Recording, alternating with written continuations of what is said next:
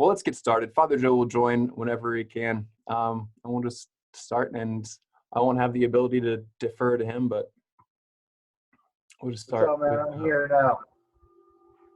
Hey, How you doing? doing well. I was stalling and telling stories of divine coincidences. It's really more like providential hand of the Lord coming in a way that, like, yeah, to the world might seem like, oh, what a coincidence. But to the eyes of faith, it's not the Lord leading everything. No, I love it. I heard your Joan of Arc story, so I'll be stealing that and telling it in the first person. Classic. Let's begin in the name of the Father, and of the Son, and of the Holy Spirit. Amen. Amen. Lord, we thank you for this time. Thank you for this opportunity. I just thank you for all of your faithful sons and daughters here on this call, here tuning in. Just thank you for their witness of faith and hope in you. Just ask for your blessing upon this time, upon this call, all the questions. Lord, if I could ask, especially on the answers, if you just instill your wisdom and charity and truth into each and every one of the responses, so that all of your faithful might be led to a greater knowledge and love of you. We ask all this in the intercession of our Blessed Mother Mary, in the name of Jesus Christ, the Lord. Amen. In the name of the Father, and of the Son, and of the Holy Spirit. Amen. All right. Great. So I see the questions flying in. We're going to do our best to get to all of them. Fear not, there is no question that is too crazy, ridiculous, or trivial, silly. Ask them all, and we'll keep you anonymous if you'd like. Our first question for the night, it looks about like the distribution of Holy Communion. The question is, how will priests distribute communion without extraordinary ministers when masses resume? Awesome. I'm happy to answer this. I think it's a good question, Tom. And this is maybe even a question after just like practically how will the communion be distributed, but just what about like the priest distributing to all the people? Maybe I'll put aside the question of how many people will be able to come to Mass, because it looks like, at least for the time being, the number is still going to be 25, right? So it's almost a ridiculous situation that's painful to say the least, that masses are going to be opened publicly, but only 25 people can come. That aside though, what about the priest distributing communion without extraordinary ministers? Well, maybe to talk about extraordinary ministers. Extraordinary ministers, I guess it depends on your emphasis, right? Extraordinary is not like amazing ministers or like awesome ministers. Extraordinary ministers are extraordinary. Extra meaning out of, out of the ordinary. And so the ordinary ministers of Holy Communion are priests. Priests who have had their hands consecrated. And if you were consecrated by Bishop Zubik, you had oil just like dripping off of your fingers. And like there was no doubt about it. Even holy deacons do not have their hands consecrated for the confecting of the Eucharist or the distribution of Holy Communion. That's why, most properly speaking, deacons are ministers of the precious chalice, most properly. So, not that it's wrong when a deacon distributes Holy Communion, and they are ordinary ministers, but most properly they distribute the precious blood.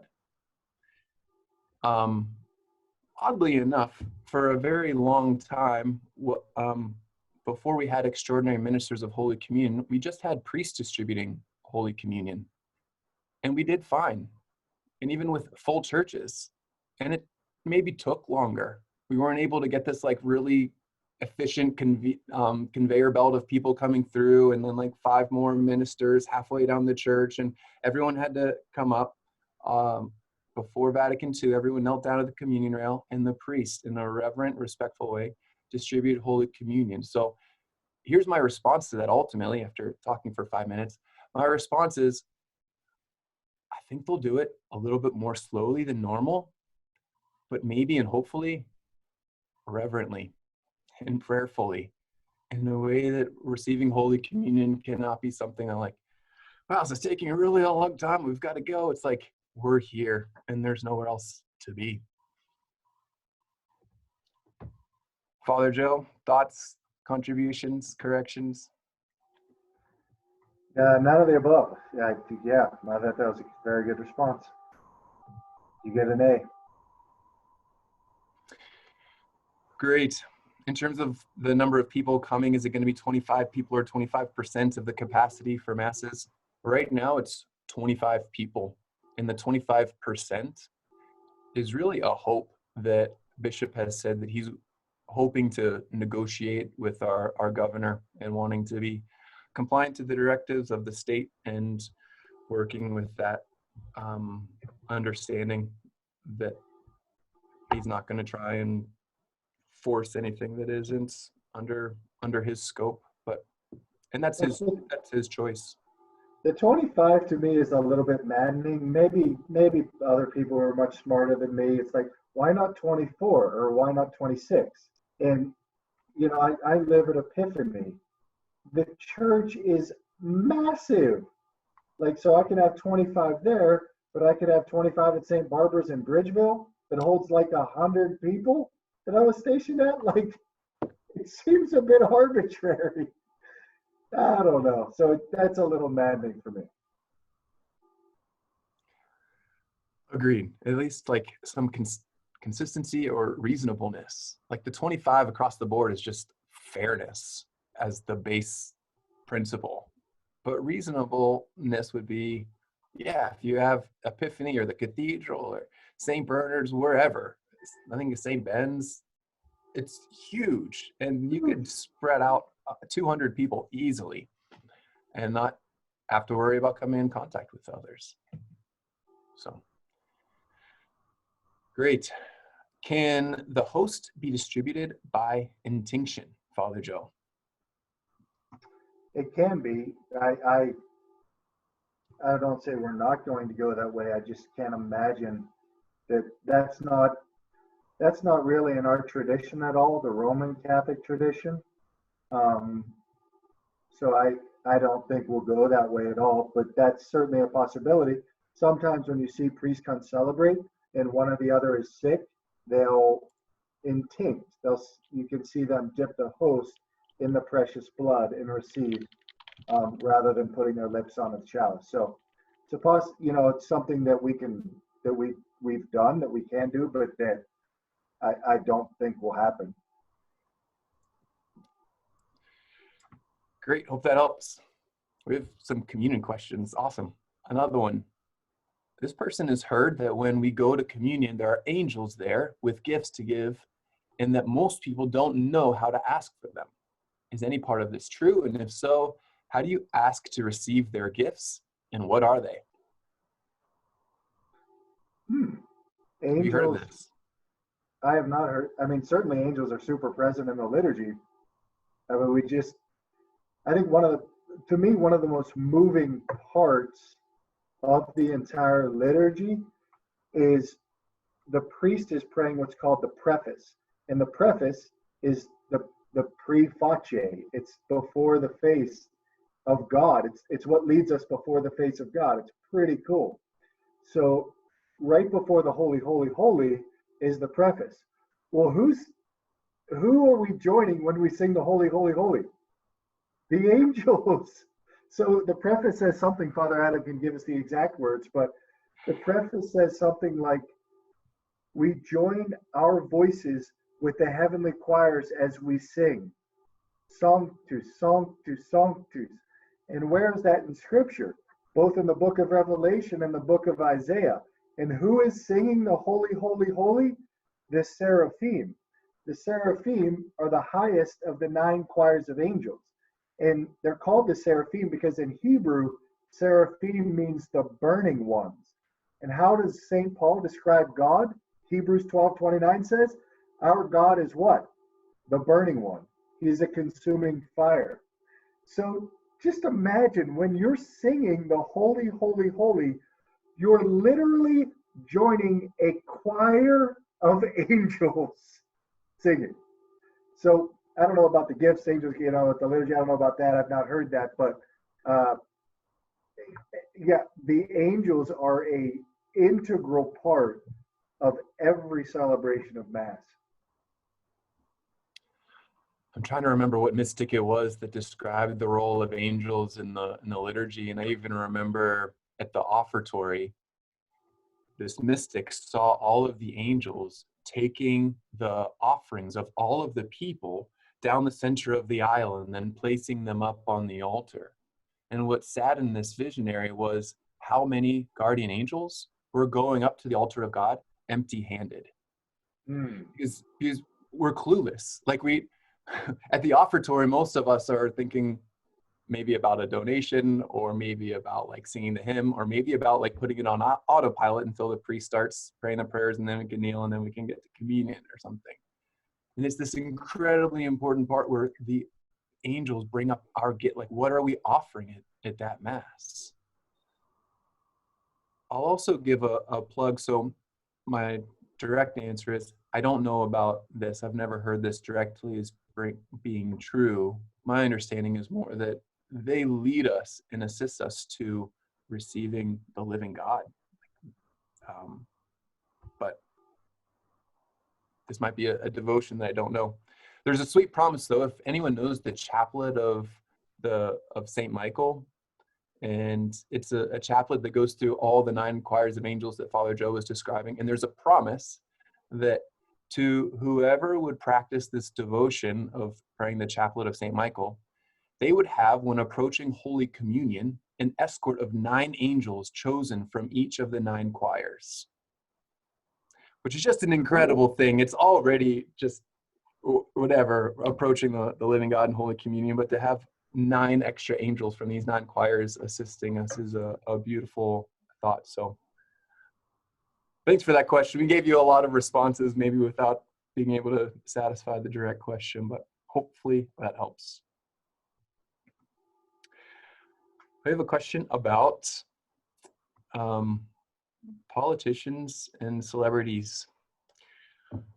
So, since certain very visible Catholic politicians, celebrities, and even some clergy cause scandal by verbally and publicly renouncing church teaching and influencing Catholic voters to possibly disobey, what are the measures it would take to formally excommunicate them?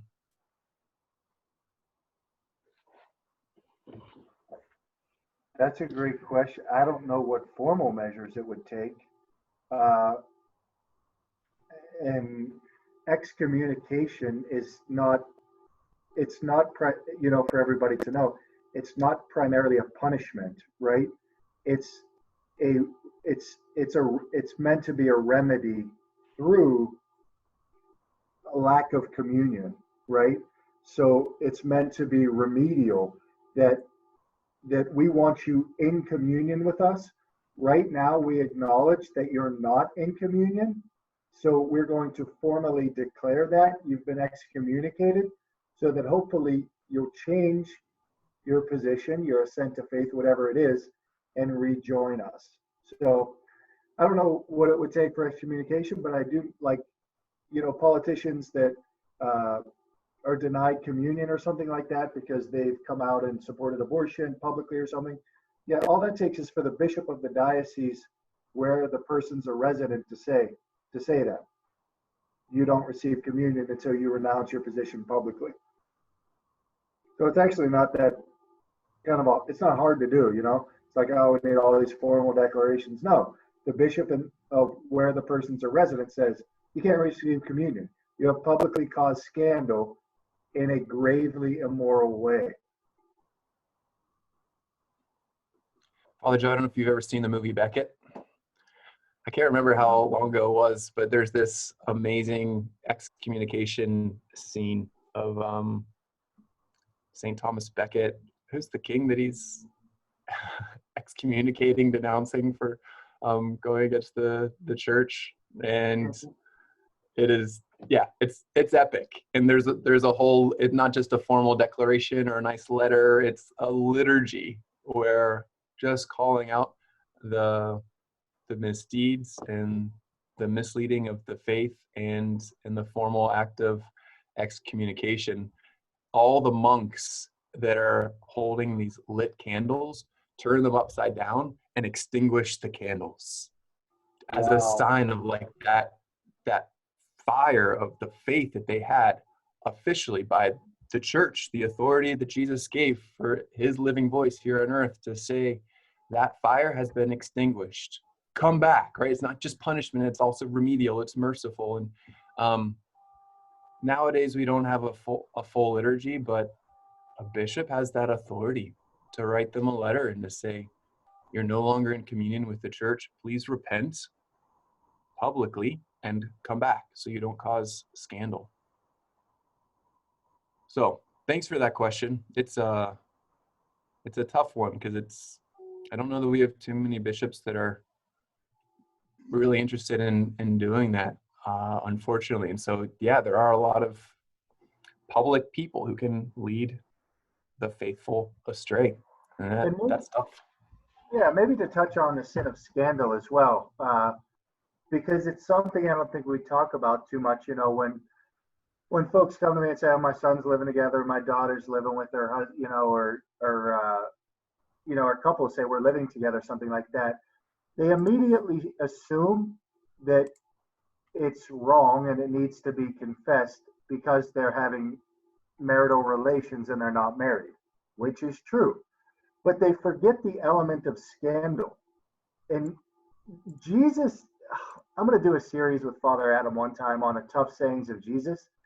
He says, if you cause one of these little ones to sin, then the word is scandalizon in Greek, scandalize them. There will be a millstone put around your neck, you'll be thrown into the sea. Better to have that done to you than for you to scandalize one of these little ones. I'll give you a very clear example. I think this is okay to say, I'm not revealing anything, but my brother-in-law's relative is an incredible person, just an awesome, awesome guy. I love him to death. He's a really, really, he's a cool uncle, good, just really neat guy. My nieces and nephews love him. Well, he moved into a house on the same street as them with his girlfriend. He scandalized my nieces and nephews and caused such consternation in their heads. In their minds, it was, but Uncle, I won't say his name, Uncle so-and-so, he's so awesome, he's so cool, he's so funny. He goes to Mass every Sunday. Maybe the church is wrong. Maybe Uncle Joe is wrong. And now it begins to erode their faith. So the element of scandal, you know, when couples are living together, I'm just giving that as an example. It's not primarily their personal sin that is, and there is no sin that's only personal. It's so dangerous. That's obviously it's a mortal sin. But the scandal that it causes is really serious. And it's personal. As you can see, I'm fired up because it was very personal for me, because you are undermining the faith of my nieces and nephews by choosing to do what you've done. And it would have been better if he was a horrible, awful person. But because he was so cool and so neat and so funny, they immediately took the side of, maybe the church is wrong. Maybe Uncle Joe's wrong. Maybe my own mom and dad are wrong when they tell me what he's doing isn't right. So just as an example, scandal is, and that's why priestly behavior, whether it's the horrendous abuse that, you know, happened, or simply me losing my temper to one of my, you know, homeless people that I'm serving, you know, during the day or something like that, or whatever, it's way more scandalous for me to do it wearing a Roman collar than it is for someone who's not. So sin of scandal is real. And to tie it back maybe to the question about excommunication, it's for people who are public, whether it's a priest or a bishop, celebrity, politician, if it's one thing if they make a misdeed, slip up or something. It's another if they're in an objective state, living this lifestyle, acting this way, or profess a belief that's contrary to our creed. And it's at that a bishop with authority can say, that is objectively scandalous and needs to be repented of. But if it's like, oh, well, Father Joe flipped out on this one homeless guy, he should be excommunicated. No, not quite. Like, he's fallen too, messes up. But if he takes a stance that all homeless people are not worthy of receiving food, it's like, that's a different story. Hopefully that helps. We have a question about the Our Father. I'm not sure how to exactly answer it, so I'll just ask it. Would you speak on the Our Father prayer? To the person asking this question, I feel like to Father Joe or me, that needs to be restricted a little bit. We could be here all night for the next couple of nights talking about the Our Father and the beauty, who it comes from, what it reveals. Are there 7 petitions? Father Joe, do you want to offer one? Well, we can each offer one insight into like what we appreciate about the Our Father, of our challenge behind the Our Father. One insight, I would simply say that Saint Teresa of Avila said that she saw nuns become very, very holy, saintly, by simply praying the Our Father well. That's how powerful of a prayer it is. You can become a saint by simply praying it with all of your heart.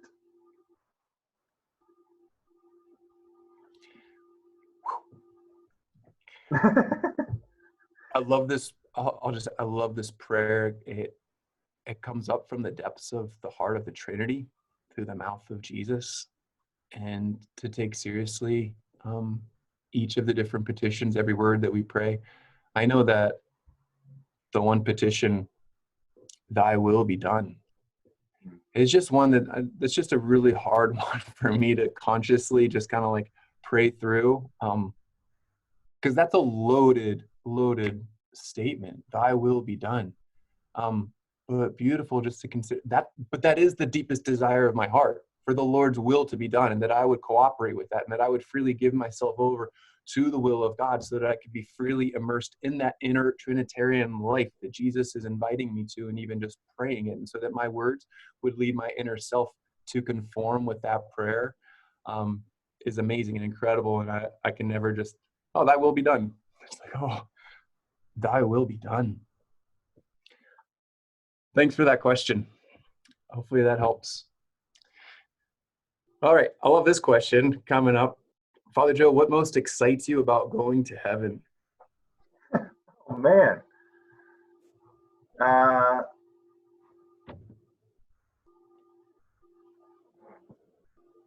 think seeing my brother, oldest brother David died, and seeing him, that'd be it. That's awesome. Thanks for sharing. It's a great thing to think about and to ask ourselves. I don't know that we ask this question enough, and it's so easy to get bogged down in this world, and yet this world makes no sense if we're not considering the next life. I just did a tough funeral today for a young man my age, and it's like, without heaven, what does this mean? So what most excites me about going to heaven? One thing is just to consider an opportunity to appreciate everything that this life was about, right? There's just so much, like, we walk by faith, not by sight. There's just so much that I'm sure each and every one of you do, just like that are hidden, your prayers, your sacrifices, all these things that it's so like, we just don't see the immediate fruits or results. And I just get the sense that in heaven we'll see everything. We'll see that it was all worth it. All of those prayers, all of those sacrifices, those charitable acts of service. And so I just can't wait to get a chance to glory in everything that God was doing through those moments that on the surface just seemed maybe empty or meaningless. and folks too, like, we'll remember this conversation in heaven. So when we're in heaven, I'm going to, we'll see each other and say, you remember, remember when we talked about that, we were on the call with Father Adam. We're here, like we're not going to forget what happened on earth. So we'll be able to say to each other, we'll be able to talking about what heaven would be like. Do you remember when we were talking about it? Isn't it so much more than you could have ever imagined? Like, we were clueless. We were clueless. Yeah, my friend Amber Van Vickle, who's, pray for her, she's suffering with cancer terribly. She has 5 kids. One of her sons, Max, you just can't, he's just too cute. He's paralyzed, he's in a wheelchair. And I was talking with her one day, and she was imagining seeing Max run in heaven. Can you imagine this mother seeing her paralyzed child run and leap for the first time? And this is heaven, folks. This is heaven. Glorious. I can't wait. Okay, it's kind of a follow-up question or related. When we die, are we asleep until the second coming, or are we aware of where we are and what we are doing? Father Joe, what happens when we die, and what happens until that the second coming and the final judgment? Great. That's a wonderful question. So we will be very conscious, right? So death is the separation of the soul from the body. That the body is no longer, soul comes from the word anima, which that means soul. It's no longer animated. The body is no longer animated by the soul.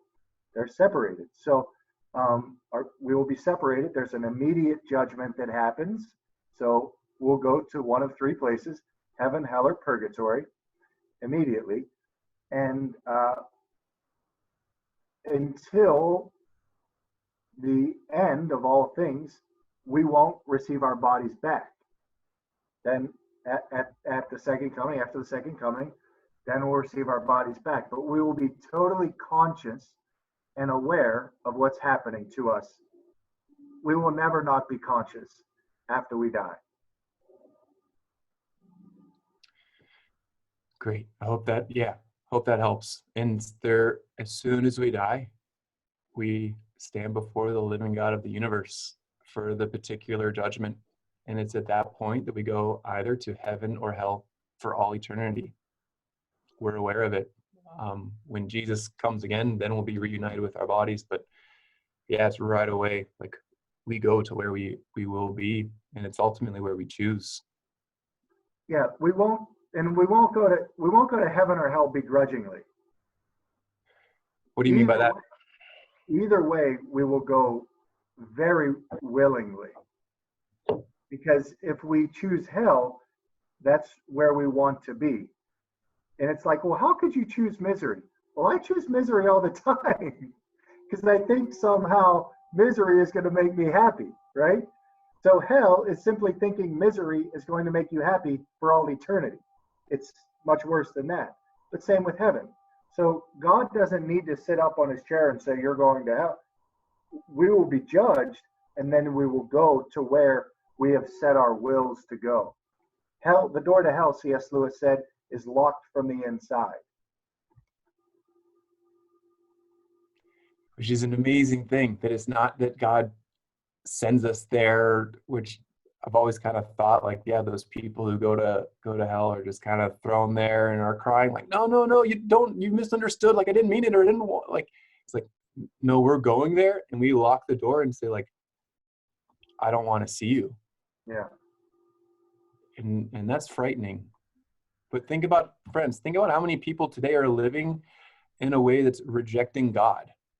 And it's not just that they're not going to church, it's that they don't want to live in the truth. They don't want to live for what's good, or they don't want to live for what's beautiful. They're living against any sort of truth or goodness. And it's like, oh, I see what you're living for.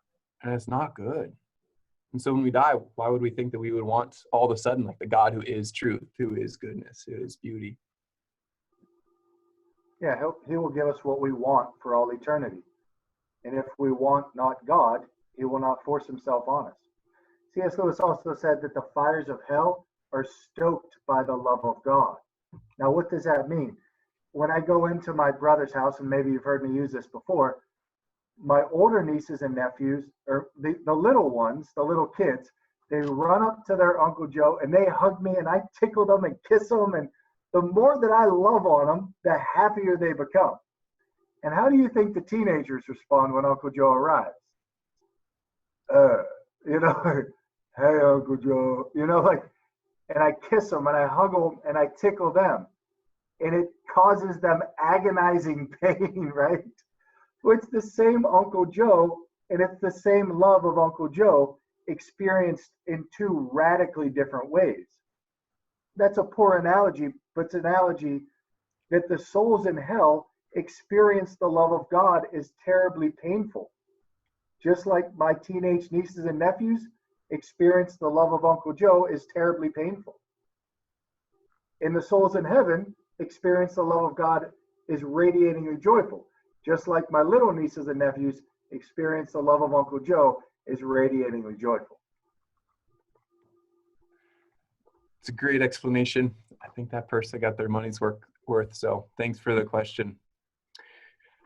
Moving on. We believe that God does not violate our natures, but sometimes he calls people to do things they don't want to do. Moses possibly having a speech impediment, etc. How does that work?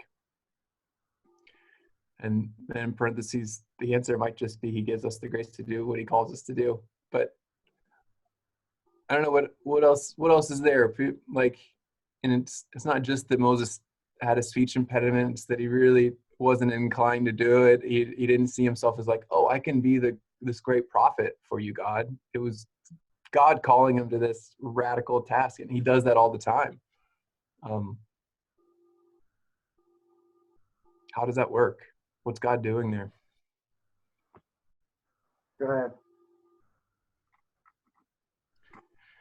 Well, I guess I'm thinking of St. Paul, who just constantly belittles himself in this amazingly humble way. It's not just that he's nobody, but he's realizing out of all the prophets, I'm the least of them, right?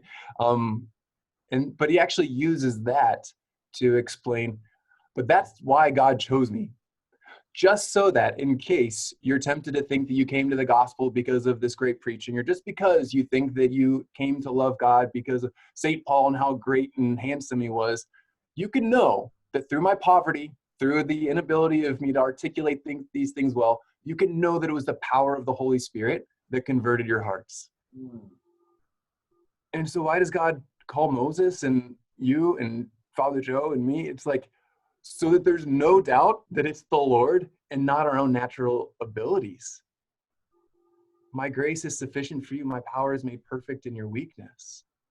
And that's like the most powerful testimony of anything else, that in saying yes to the Lord in the midst of our weaknesses, his glory shines through even more powerfully. Yeah, amen.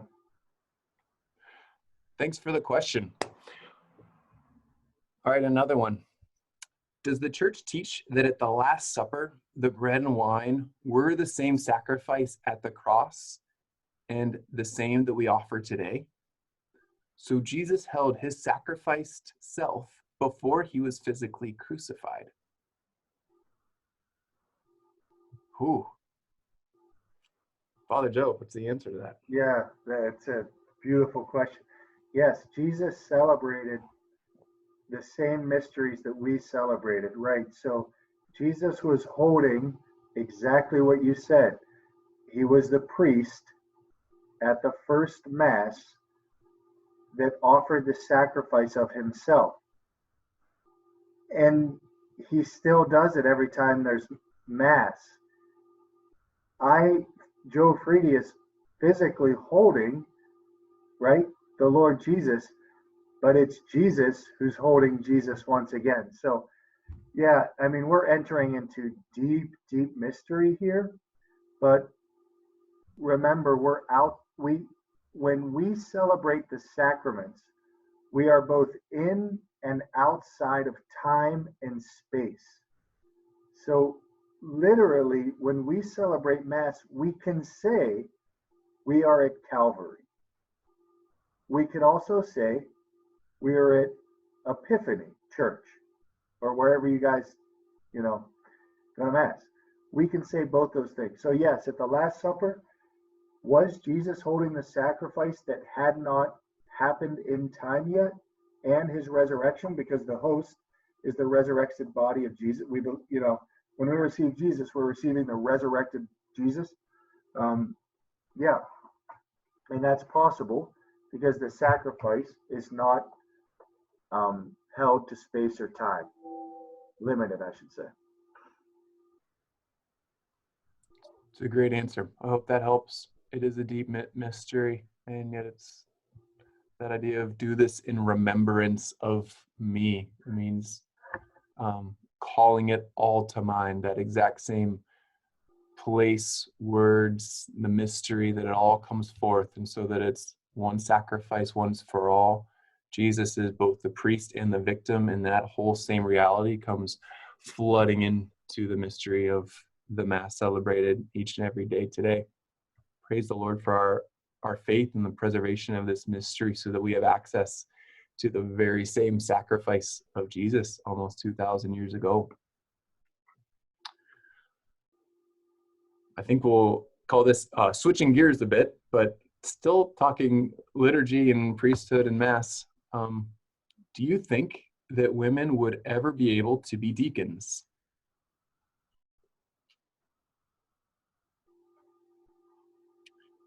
I will answer that. Good. And I'll say no. And this is for a number of reasons. I guess I'll first acknowledge there's been some confusion coming out of the Vatican right now with Pope Francis, who on the one hand said we're going to open up an investigation group into looking into the history of deacons and see if there's space for women, and then it came back and he offered a conclusive no. But then I think he reopened it again so I don't know. There, at a certain point early in the church's history, there were women who served in a quasi-deacon role. But it's not the same role that we understand deacons today, that are both liturgical, because the women deacons there, the deaconesses, serves more in a service role, especially concerning modesty towards women who were being baptized, fully immersed, without clothes, with limited clothes at least. And so that it wouldn't be appropriate for men to perform these baptisms, they had women deacons. But they weren't at the altar with the priest in the way that we have today. And so my main reasoning for just not thinking that women would ever be able to be deacons is that right now in the church, we have a very clear understanding of the idea of the deacon is one stage of a priestly order that's connected to the priesthood, which is in the person of Jesus Christ, who was a man. And the fullness of the priesthood is being the bishop. And so to insert women as possibly being deacons would be detrimental, to say the least, to our understanding of the theological reality of priests as being in the person of Jesus Christ. And just to clarify, friends, I'm the first one to be able to admit there are plenty of women who, as deacons or priestesses, that could do a much better job preaching than me, who could do a much better job offering counsel than me, who could do a much better job pastoring or doing Zoom calls or whatever, right? But it's not about function. It's about being, right? It's not about what we do as being a priest or a deacon. It's about who we are. And that there's a very specific masculine role of a deacon, priest, and bishop is not something that hopefully is threatening, but it's something that's beautifully revealing of who Jesus is, and then also appreciating the feminine Jesus, the feminine genius of who women are, and that relationship of God and the church. Yeah, it's a great answer. I always use the, it's like, why can't women be priests? Or, I always use the analogy, if I went and knocked on a convent door and the Mother Superior came to the door and I said, I'd like to be a nun. And she'd say, no, Father Joe, you can't be a nun. And I'd say, why? I'd be a great nun. I could do all the things that nuns do better than you probably. And she would say, well, that's why you can't be a nun, Father Joe. And I'd say, why? And she said, because you can't be a bride. So it has to do with the deepest identity, not who's better. Father Adam's exactly right. There's plenty of women who could preach better than me, who could give better advice than me, who could are more reverent than me, certainly that are way holier than me. Line them up, right? It's about identity as bride and groom. And our identity as male or female determines whether we could be bride and groom. That's why the fight over gender is really, really important. So to the church, not just societally, right? It's if you get the human person wrong, everything else is off. So I can't be a nun because I can't be a bride, not because I couldn't do the things that nuns do well. Women can't be priests because they can't be grooms, not because they can't do the things that priests do well or better. Awesome. I hope that helps. I'd love to rediscover again the truly feminine role in the church, to allow that to be a real thing. We need it on both sides, the masculine and the feminine roles. So let's pray for that. Okay, great question. Are you two getting reassigned? I plead the fifth. Yeah. Neither of us are able to say. I have every intention and understanding that the bishop wants me to stay where I'm at. I just gave that story about the Oakland Catholic. I really think Bishop wants me to be there, and so I have every belief that that's where I'll be. But anything's possible, folks. I won't tell you where I'm becoming a pastor, but I will say it's somewhere in the South Hills on Route 19. I'm totally kidding. Completely. That's cruel. That's not true. I am not being I have zero information from the bishop that I'm being reassigned. Okay, is there a theological explanation why God picked a favorite in Israel? I mean, I know he is God, but it's complicated sometimes. Why did God pick Israel? These questions are just so fantastic. I don't think the only place in Scripture where there's, at least in my recounting, that there's any indication of why Israel was chosen.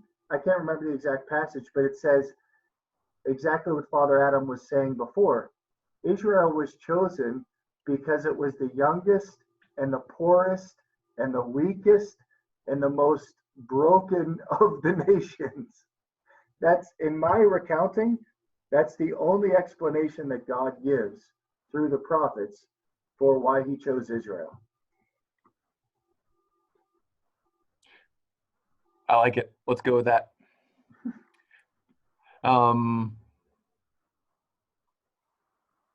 Great.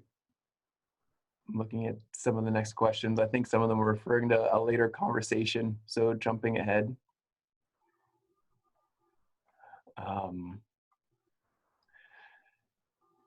Lucifer wanted to be like God, so he was cast out of heaven with his powers and given a limited amount of time. Once that time, which only the Father knows how long it is up, Jesus will come again. We know that Mary will help to crush that of Satan. My question is, Jesus will reign in the heavenly kingdom. Could there ever be another uprising in heaven? Could there ever be a faction in heaven, be it angels or souls, that would want to be like God and would be cast out like Lucifer? Wow. We are getting some great questions this Yeah. evening. It's delightful to talk about this. I'll just say no, and Father Adam, you can explain it. It's an interesting question. I think we talked about this a little bit before about how it is that angels would be able to fall, right? Angels who are pure spirit, pure intellect, who have the fullness of the vision of God, would be able to turn away from him. But what's even more like thought pondering is, how is that even possible? Like in terms of eternity. And we say eternity, it's just a word for timelessness, right? Because you need time to be able to make a decision.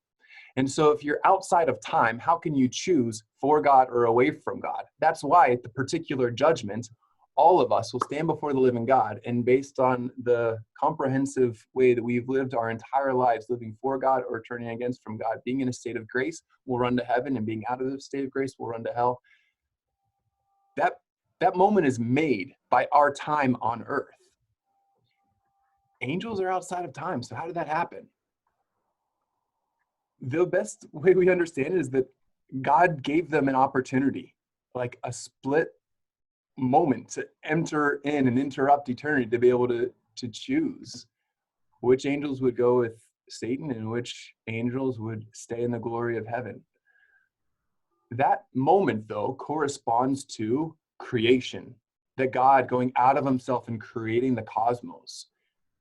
The understanding revealed through public revelation is that God's creation of all of the cosmos and his even greater work in redemption is done.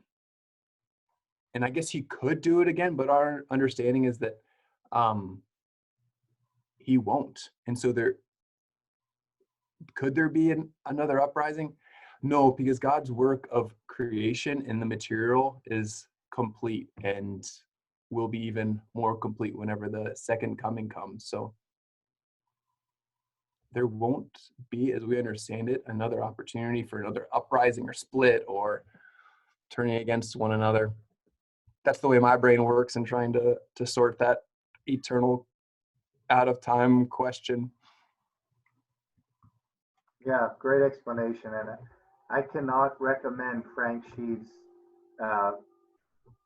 beginning theology book any more highly. I know I've said it every time we've talked, but it's the best explanation of what Father Adam's talking about.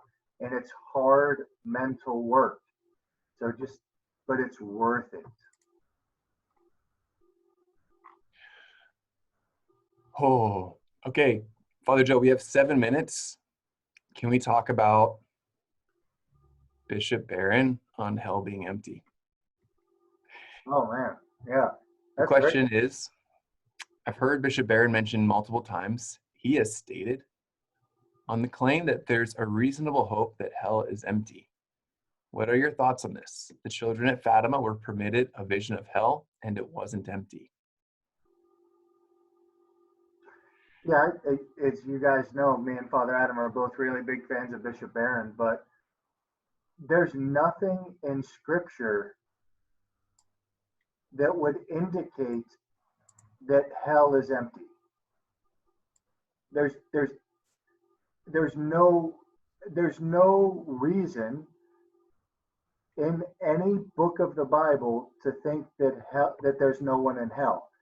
All the indications that we get are that people go to hell, therefore they're there.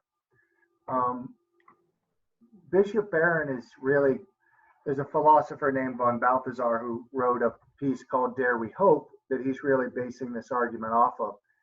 And I just personally don't think it's helpful because it's not consistent with Scripture and tradition.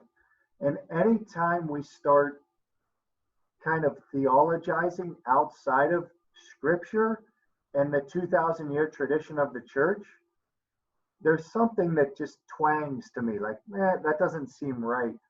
And that's what's been done there. Now, do we absolutely know that someone is in hell? No, we don't. If Judas isn't in hell, it would seem like Jesus's words that better for him to never have been born would be absurd. But the church declares saints, that is, we declare that people are in heaven, but the church has never in its history declared that someone is in hell. So, do I hope that there's no one in hell? Absolutely, do I hope that. Is that a reasonable hope? That is, does it correspond to what I know about God, Scripture, and the church? It just doesn't.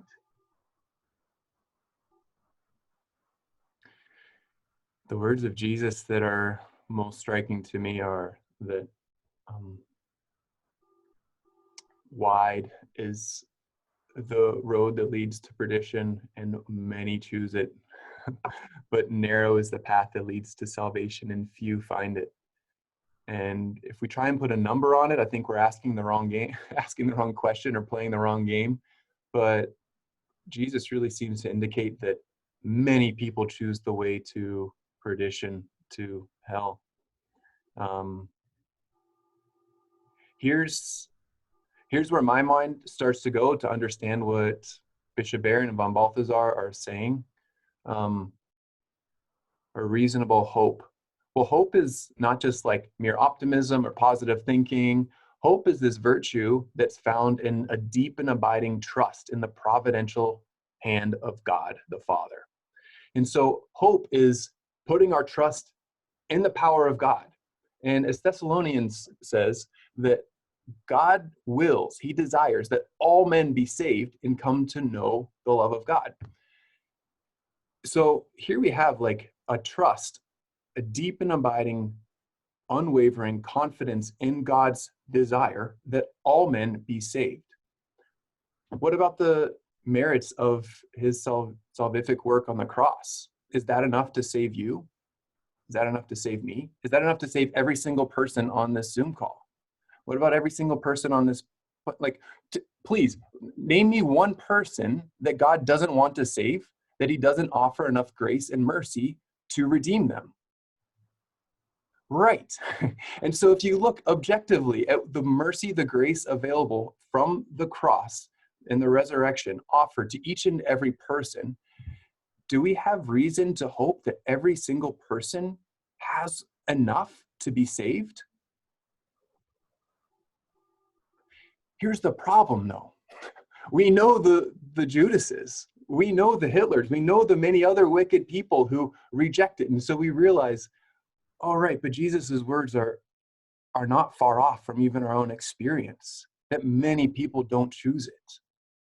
But that there's a reasonable hope that hell is empty means we have reason to believe, to hope in God's mercy being available to save every single person. That's how I justify that reason, but it's like super intellectual and gets away from just the fallen nature of our hearts, of concupiscence, of the power and seductiveness of the world, and how I know many people don't choose it. Is that a fair summary? Sounds good to me. Praise God. We got through a lot of questions. Sorry if we didn't get to yours. We'll have them saved, and maybe we can start with those next time. I want to thank you all for being here. Thanks for your time. Thanks for your questions, attention, and even laughing at Father Joe's cheesy jokes. He appreciates it. Yes. Father Joe, can you close us in prayer? Yeah. Yeah, it's so nice, everybody. I look forward to these Wednesdays and Sundays so much. I know it's cameras, but I love seeing you. Love seeing your faces and love knowing that you're tuning in. So I really enjoy it. So thanks. In the name of the Father, and of the Son, and of the Holy Spirit. Father, we trust in your great mercy and your love for us, and just you tell us what we need, you have, and so just ask it. So we just ask for greater love and greater trust, that we would be the saints that you're calling us to be, but also, Lord, not to judge ourselves or beat on ourselves right now, knowing that that we're works in progress. Mhm. Give us patience with ourselves in this process of becoming holy, like you are holy. Ask your blessing to be sent down upon everybody here and upon the intentions that they hold in their hearts. May Almighty God bless all of you in the name of the Father and of the Son and of the Holy Spirit. Amen. Good night, everyone. Good to be with you. God bless you.